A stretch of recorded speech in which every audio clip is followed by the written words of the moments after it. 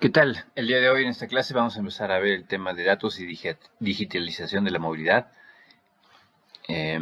Vamos a tener una tarea compuesta de 3 partes. Conforme transcurra la presentación les voy a ir avisando cuáles son las partes de las que consta esta tarea. Entonces estén atentos a esta parte. Ok, ¿qué es y qué implica la digitalización? La digitalización es la conversión de información a formatos electrónicos, ¿no? Que evidentemente pueden ser almacenados y analizados por computadoras y además transmitirse a través de las redes, ¿no? Entonces, bueno, en principio esto es algo muy sencillo, pero tiene implicaciones importantes que vamos a empezar a analizar. Muchos campos de la actividad humana se han digitalizado. Hoy en día tenemos, por supuesto, comunicaciones, publicidad, trabajo de oficina, compras, música, el mismo dinero se está digitalizando, la banca, la movilidad, etcétera. Entonces, ¿esto por qué lo hacemos? Bueno, lo hacemos básicamente porque trae grandes ganancias en cuanto a eficiencia y productividad, ¿no?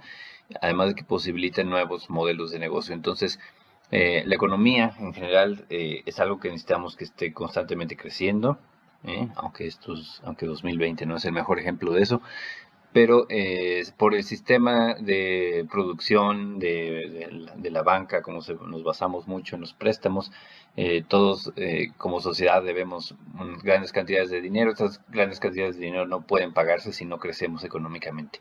Entonces estamos de alguna manera condenados a crecer y una forma de hacer esto es volviéndonos más eficientes. Las comunicaciones, la digitalización nos ayuda a ser más eficientes y producir un poco más para seguir creciendo económicamente. Pero también tiene su parte negativa, por supuesto. Implica que toda nuestra información queda guardada en algún lado, ¿no? Generando riesgos a la privacidad y nuevas vulnerabilidades. Entonces, tenemos que saber bien cómo funciona, qué implicaciones tiene todo esto y cuidar aquellas cosas que deban cuidarse, ¿no? Bueno, para que veamos un poco cómo todo este tema de la digitalización y la información ha ayudado a generar riqueza, les recomiendo ver este video en YouTube, las 15 mayores empresas, según su capitalización en el periodo 1993-2019, y van a ver cómo, bueno, no solo hay movimientos, digamos, aleatorios de que bajen unas empresas y suban otras. En general lo que se puede observar es esta tendencia que las mayores compañías en los últimos años han sido las compañías de tecnología y digitalización, ¿no? Resalta, por ejemplo, que en 2015 los 3 primeros lugares fueron ocupados por primera vez por empresas tecnológicas, ¿no? Apple, Google y Microsoft. También entraron en ese año Amazon y Facebook a la lista de las primeras 15 y bueno, para 2017 ya eran estas 5 empresas los primeros 5 lugares en valor de capitalización. También no nada más empresas de Estados Unidos, empresas de China como Tencent y Alibaba, que también se dedican al comercio electrónico y a todas estas cuestiones de banca electrónica, etcétera, están dentro de las primeras 15 más valiosas del mundo, ¿no? Entonces, son tendencias que hay que observar y que hay que entender qué es lo que significan y lo que hay, la historia que hay que leer un poco detrás de ellas, ¿no?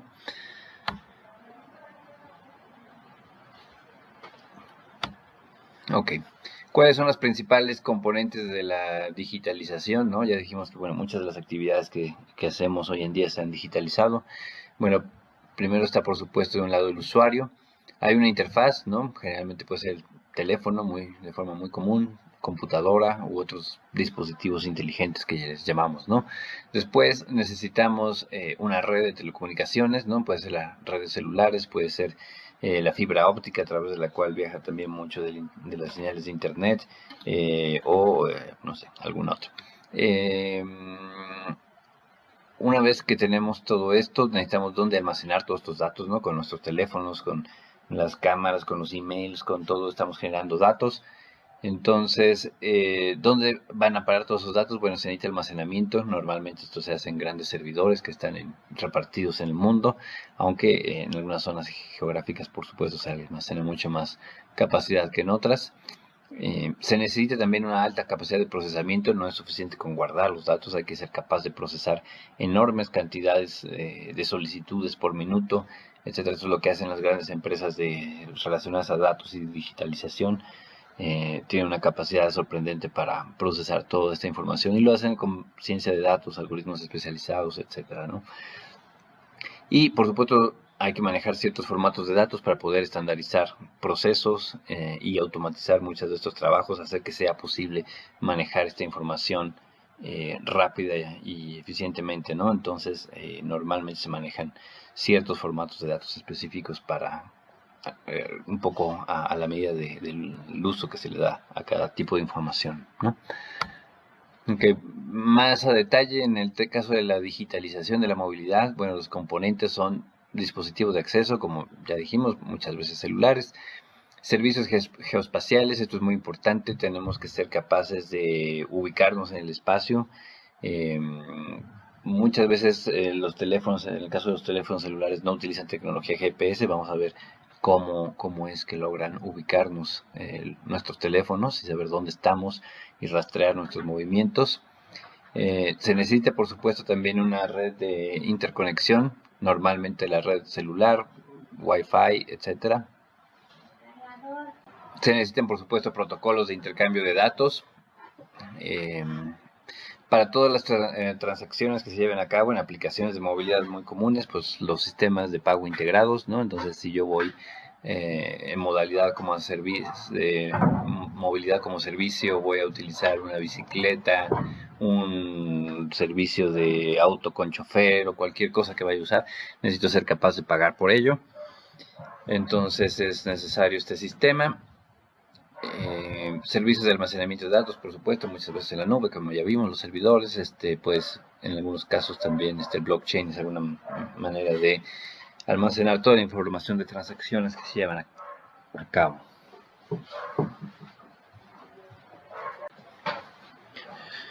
Ok, la interfaz del usuario.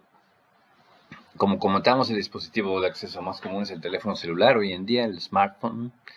Estos dispositivos, bueno, de forma muy importante permiten localizar al usuario, ¿no? Así como enviar y recibir datos, generar visualizaciones en mapas, recibir instrucciones, etcétera, ¿no? Las computadoras tradicionales también nos permiten hacer consultas y planear viajes, pero como no nos acompañan, normalmente no podrían ofrecernos servicios de navegación o no podríamos pedir una bicicleta o un taxi, un vehículo, un servicio de vehículo con chofer por el celular, por la computadora, perdón, porque pues no sería nada práctico estar teniendo que sacar la computadora para poder hacer una solicitud de este tipo, ¿no? Entonces el celular pues es la herramienta por excelencia para este tipo de tareas. Los vehículos cada vez, bueno, también están más conectados, ¿no? Pudiendo convertirse por sí mismos en dispositivos de acceso. Entonces, cuando se trata de un vehículo personal, también podría ser de alguna manera este dispositivo.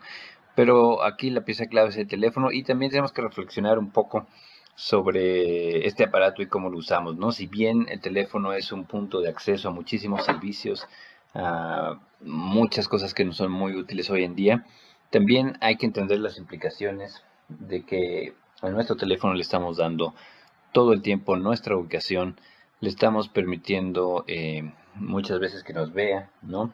Con la cámara frontal nos está hoy en día identificando el rostro, lo cual pues es información delicada hoy en día que tenemos todas estas técnicas de reconocimiento facial.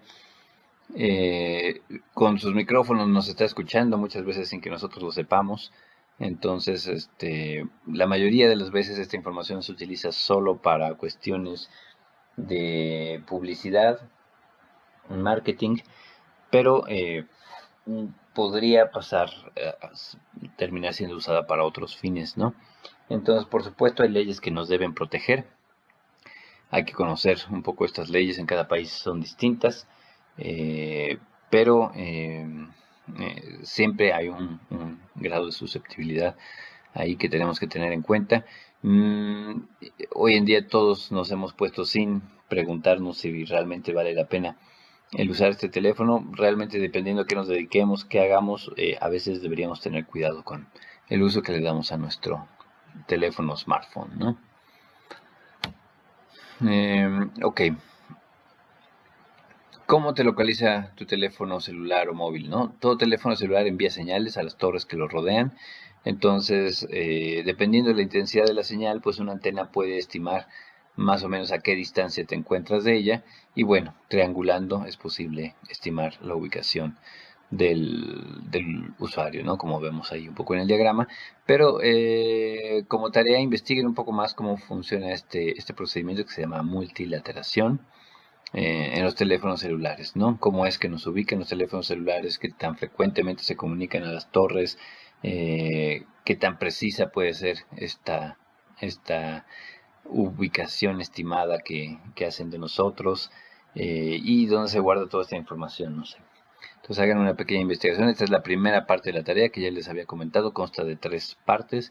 Entonces esta primera parte es una pequeña investigación de qué es y cómo funciona la multilateración de los usuarios, ¿no? Cuando a través de nuestro teléfono celular. Evidentemente esta multilateración es la base de muchas aplicaciones de movilidad, desde, no sé, un Waze que ubica dónde estamos y nos dice cuánto tiempo tardaríamos en llegar a donde queremos ir. Al estar monitoreando nuestra posición frecuentemente, estima la velocidad a la que nos podemos mover. Hay algoritmos que incluso pueden estimar qué vehículo estamos usando, si estamos usando un automóvil, si vamos en transporte público, si estamos usando la bicicleta o si estamos caminando. Son capaces de identificar por los patrones de movimiento qué modo de transporte estamos usando, ¿no? Entonces toda esta información puede llegar a ser muy, muy valiosa.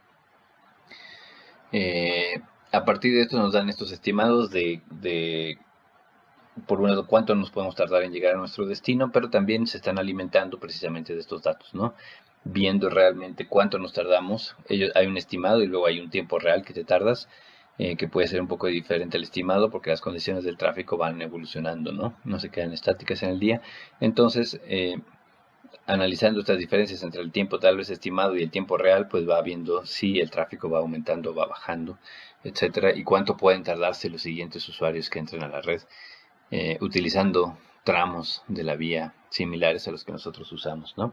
También hay otras aplicaciones como que pueden hacer esta planeación de viajes en transporte privado o en transporte público. Movit es parecido, por ejemplo, a Waze, pero lo hace en transporte público. Entonces, bueno, hay sus diferencias y similitudes entre aplicaciones como estas, ¿no? Pero al final este principio de multilateración es muy utilizado por muchos tipos de aplicaciones como estas dos que mencioné. Ok. Almacenamiento de datos, ¿no? Ya hablamos de que generamos una gran cantidad de datos, que estos tienen que ser almacenados de alguna manera en algún lado, pero ¿de cuánto estamos hablando? Dice, a inicios de 2020, el total de información digitalizada a nivel mundial se estima en 44 zettabytes. Es posible que nunca hayan escuchado antes esta unidad, zettabyte. Para darnos una cuenta, bueno, para darnos una idea, tenemos primero los bytes, kilobytes, megabytes, gigabytes. Después vienen terabytes, petabytes, exabytes y zettabytes. Entonces estamos hablando de una cantidad que es difícil imaginar. Pero para darse una idea podríamos pensar, no sé, vean qué capacidad tiene el disco duro de su computadora y vean cuántos discos duros como el de su computadora se necesitarían para almacenar 44 zettabytes, nada más para darnos una idea. Se estima, por ejemplo, que Google, Facebook, Microsoft y Amazon almacenan unos 1200 petabytes de datos personales, o sea, simplemente información nuestra, ¿no? De los usuarios. 1200 petabytes es información que de alguna manera les estamos confiando a estas empresas y que es, pues, sensible, ¿no? Y muchas veces no entendemos bien cómo está siendo utilizada. Es importante saber que cuando recibimos servicios gratuitos, como los que muchas veces nos dan estas empresas, algunos de ellos, no nos están regalando nada, decían por ahí. Si no estás pagando, no eres el cliente, eres la mercancía. Entonces muchas veces es lo que sucede, ¿no? Estas empresas nos dan ciertos servicios que pueden ser muy útiles o muy atractivos, gratuitos, a cambio de nuestra información. Entonces nosotros estamos haciendo nos demos cuenta o no, un intercambio de servicios a cambio de información. Y estas empresas, si están dentro de si son las 5 más poderosas del mundo, no regalan nada, no hacen nada gratis, lo están haciendo porque su modelo de negocio gira en torno a nosotros y nuestros datos y los están utilizando de alguna manera, ¿no?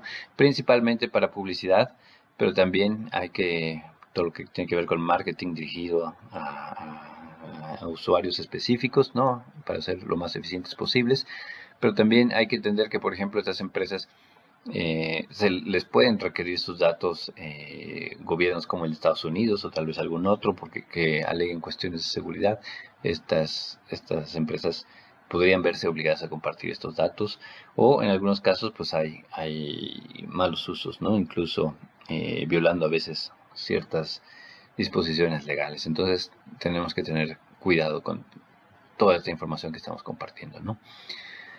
Para darnos una idea de la capacidad de procesamiento de datos que tienen que tener estas empresas, bueno, cada minuto Google atiende 3.7 millones de búsquedas, no al día, cada minuto. YouTube, 4.5 millones de videos, ¿no? Pero los presenta cada minuto también. Y Facebook, bueno, 1 millón de inicios de sesión, ¿no? Cada minuto. Entonces, son cantidades que, bueno, se dice rápido, pero tener la capacidad de atender todas estas solicitudes en tan poco tiempo, pues es algo difícil de imaginar, ¿no? ¿Dónde se almacenan todos estos datos? Pues normalmente existen muchos centros de datos. Un centro de datos es un lugar donde se concentran los recursos computacionales de una organización o proveedor de servicios, ¿no? Mucha de la información que manejamos hoy termina en algún centro de datos en algún lugar del mundo. Entonces las fotos que ustedes suben a redes sociales o los mails que mandan o los mensajes o archivos que comparten por internet están almacenados seguramente en algún centro de datos en algún lugar del mundo, no sabemos bien en dónde, ¿no? Típicamente, pues dentro de un centro de datos hay decenas de miles de servidores, ¿no? Es importante tener una gran capacidad para almacenar todos estos datos, pero también tal vez el principal reto es el de la capacidad de procesamiento, ¿no? No es suficiente almacenar estos datos en alguna memoria de largo plazo, sino ser capaz de procesar todas estas solicitudes que pueden llegar a darse en un periodo como vimos ahora en el ejemplo anterior de tan solo 1 minuto, ¿no? Los consumos de energía además son muy altos, requieren sistemas de enfriamiento sofisticados, entonces los centros de datos son instalaciones muy sensibles que hay que cuidar mucho por el valor de los datos, ¿no? Hay que ser capaz de acceder a todos estos datos cuando se necesita, pero también hay que ser capaz de protegerlos para que no terminen en manos de quien no deben estar y deben estar operando prácticamente 365 días al año 24 horas al día, ¿no? Evidentemente siempre puede haber algún periodo de algún problema en el que no estén disponibles ciertos datos, pero eso debe ser mínimo. Cualquier falla de ese tipo tiene que ser muy baja, ¿no? Entonces realmente tienen que ser capaces de funcionar pues prácticamente 365 días al año, 24 horas al día, sin fallar, ¿no? Ok, en el tema de telecomunicaciones, pues probablemente ustedes han visto buena parte de la innovación que se ha dado con toda la telefonía celular, que surge, bueno, en 1990 aparecen las redes 2G,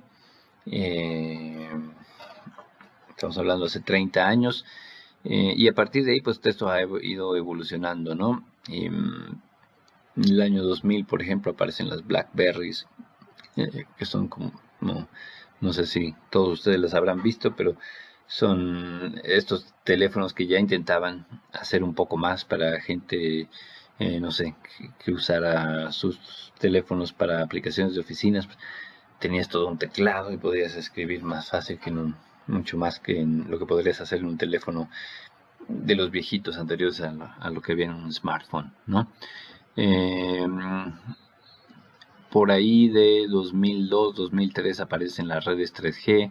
Esto empieza a permitir que aparezcan nuevos tipos de teléfono, ¿no? a lo mejor un año después aparece el primer iPhone 2G. Poco tiempo después aparece el sistema operativo Android en el mercado, etcétera. Entonces, para 2008 aparecen las redes 4G. Y bueno, esto sigue evolucionando, ¿no?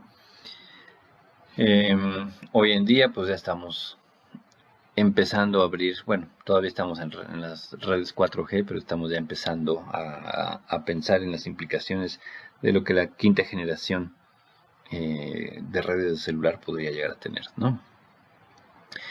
Lo que hay que decir es que, bueno, existe una importante relación entre la adopción de estas tecnologías y el desarrollo económico, ¿no? No es fácil de cuantificar, pero es evidente que mientras mejor comunicación tengamos y más acceso a todas estas tecnologías tengamos, más productivos podemos ser, y esto es lo que ha permitido hasta cierto punto el crecimiento de la economía en los últimos años, ¿no? O ha sido uno de los pilares para el crecimiento económico en los últimos años. Entonces tiene una gran importancia, pero también, como siempre, vienen ciertos riesgos que tenemos que tomar en cuenta, ¿no? Aquí vienen un poco la evolución de las tecnologías, las generaciones de estas telecomunicaciones, desde el 2G, 3G, 4G, el 4G Plus, ¿no? Que se ha ido incrementando de capacidad. Y hoy en día estamos en desarrollo de la tecnología 5G, que podría tener velocidades máximas de entre 10 y 50 gigabits por segundo, ¿no? En algunos ambientes de laboratorio se ha llegado hasta 1 terabit por segundo, pero bueno, esto probablemente nunca llegue a los usuarios comunes y corrientes, ¿no? Estas velocidades, si las vemos, 10 gigabits, es al menos unas 10 a 50 veces más rápido que lo que hoy puede operar una red 4G, ¿no? Entonces, bueno, se hablan desde 10 hasta 100 veces más rápido que la telefonía actual que tenemos. Entonces, esto es impresionante, ¿no? Podríamos tal vez bajar una película en alta definición en menos de un segundo, pero también habría que preguntarse cuál es el uso y cuál es la utilidad que eso podría tener, ¿no? Más allá de que sea impresionante, logrará realmente cambiar la forma en que trabajamos, en que producimos, en que vivimos, permitirá que se creen nuevos modelos de negocio, poder bajar un archivo grande en muy poco tiempo.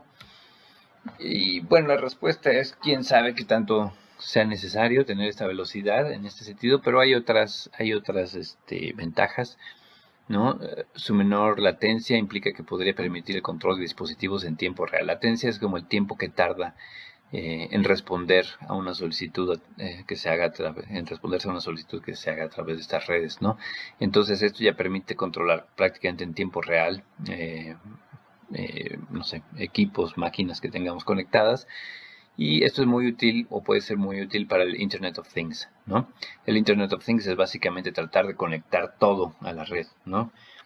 Conectamos ya no solo el celular, ya no solo la computadora, tal vez queremos conectar ahora pues los vehículos, tal vez queremos conectar hasta los zapatos, tal vez queremos conectar, no sé,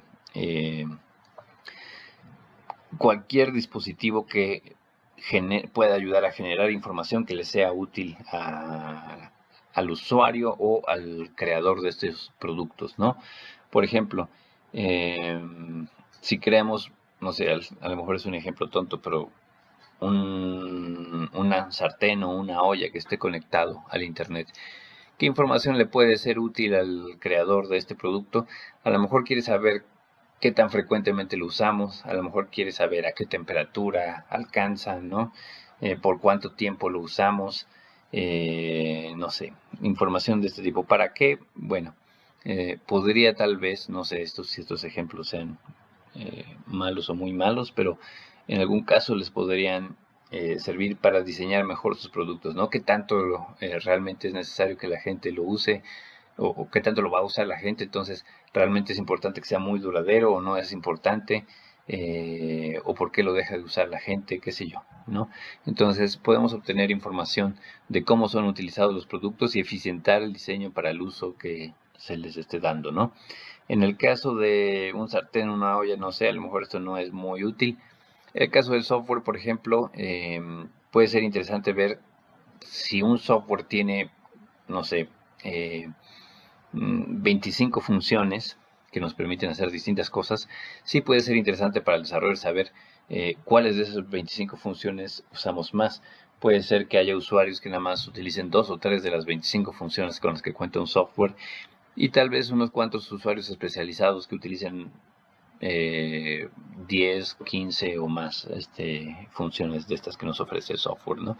Entonces esto tal vez le permitiría a la empresa hacer distintas versiones de este software con más o menos módulos habilitados y dirigirlos a distintos usuarios y saber cómo venderlo y cómo cobrarlo mejor para cada tipo de usuario, ¿no?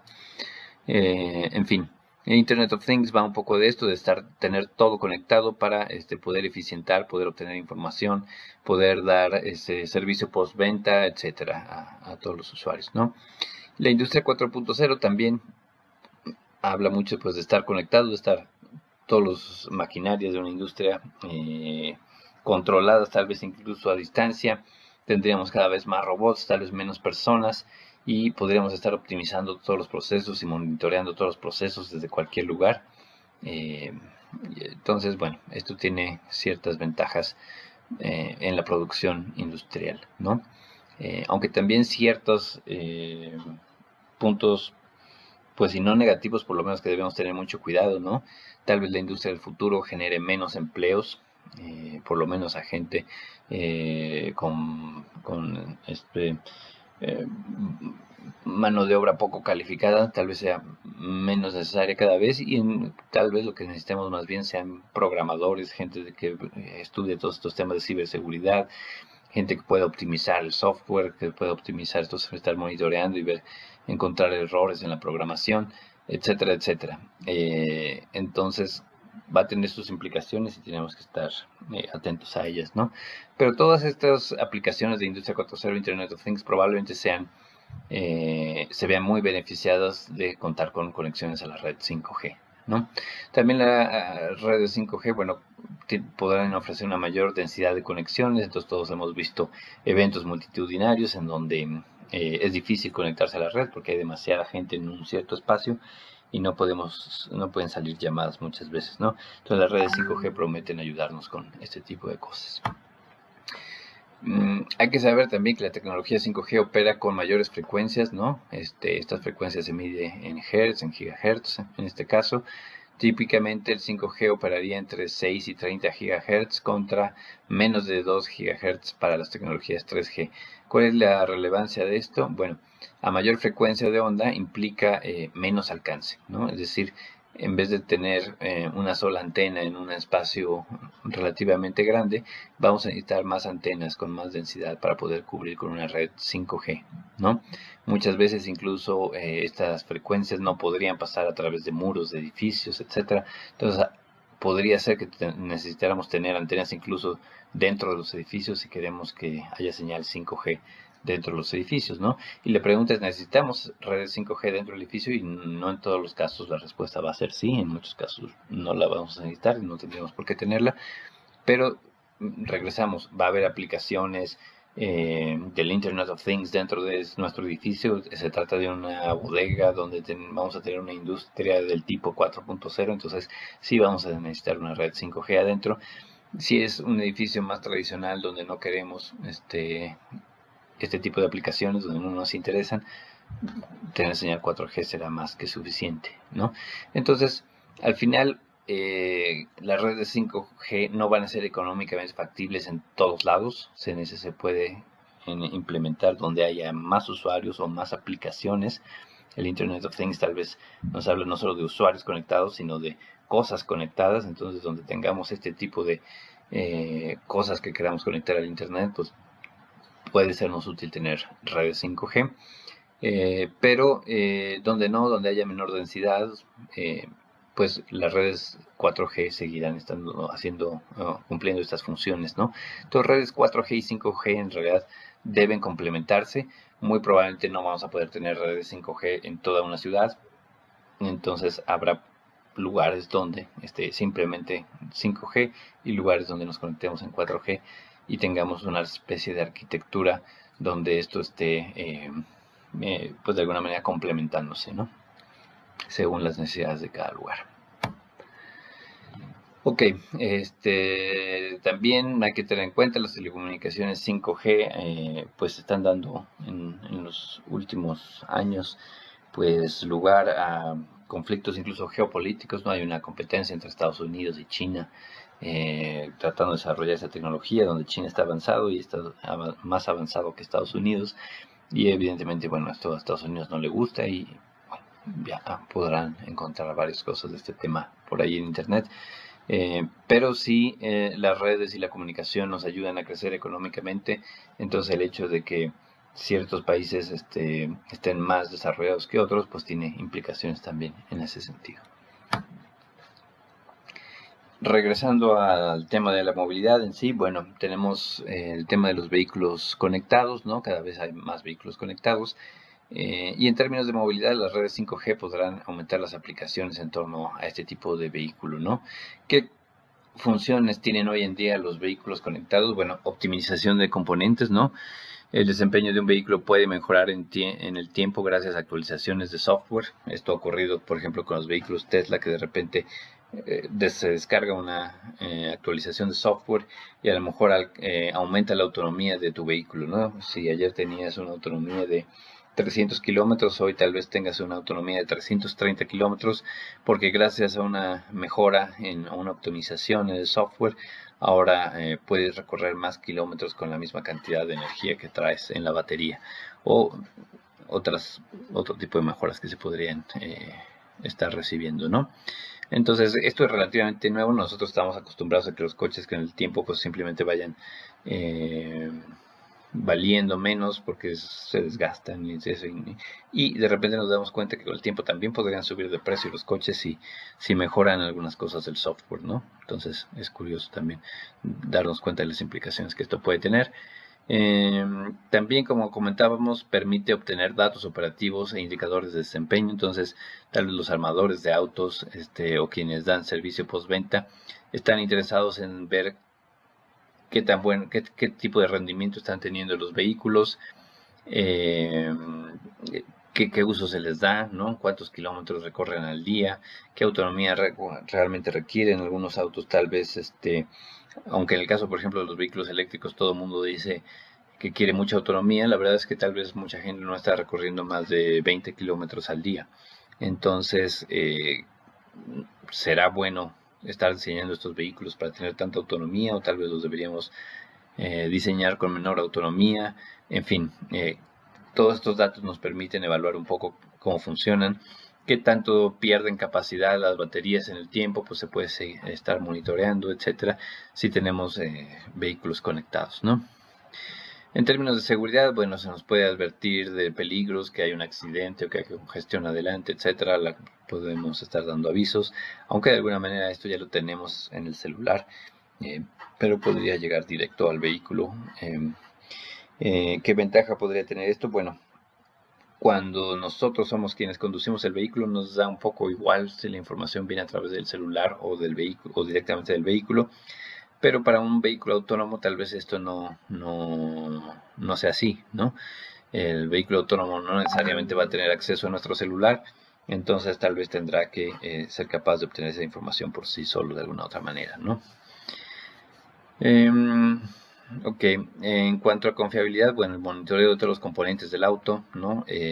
Por ejemplo, hoy en día ya hay sistemas que nos dicen este tipo de cosas, ¿no? Si nosotros manejamos nuestro auto, pues sabemos, nos sale un foquito que nos puede decir si la llanta tiene baja presión o si el motor está fallando de alguna manera, etcétera.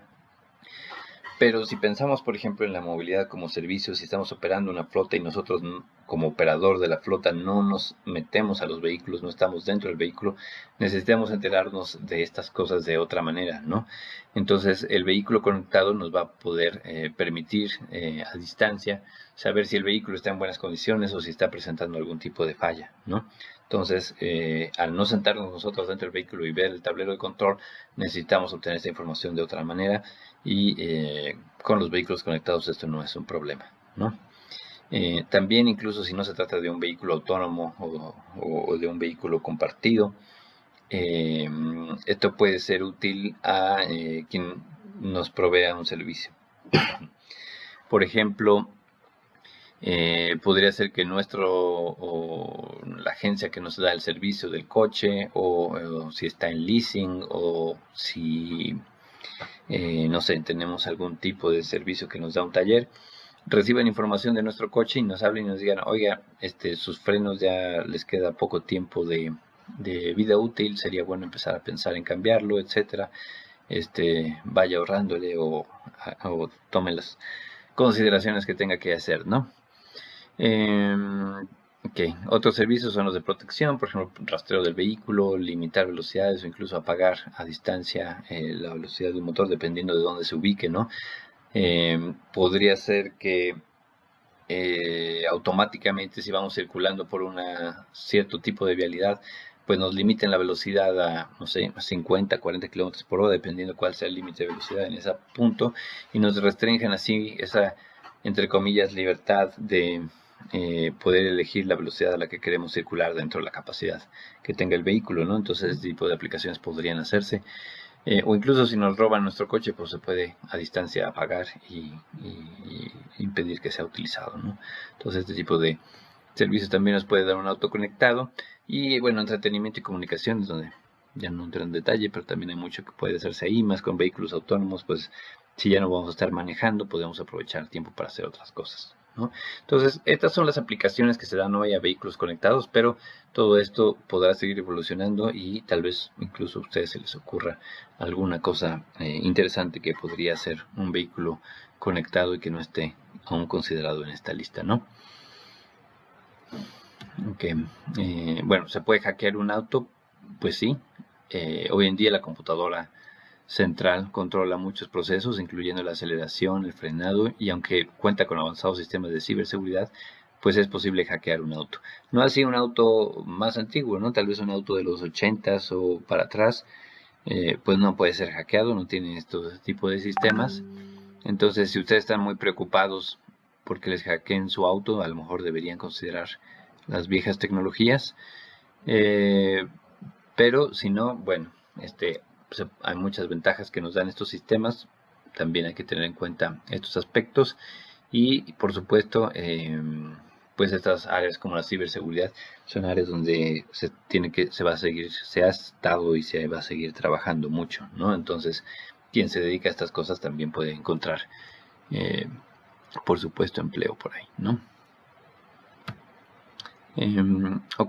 Las telecomunicaciones pues también han permitido operar otro tipo de servicios no tan tradicionales como la movilidad como servicio, los vehículos compartidos, ¿no?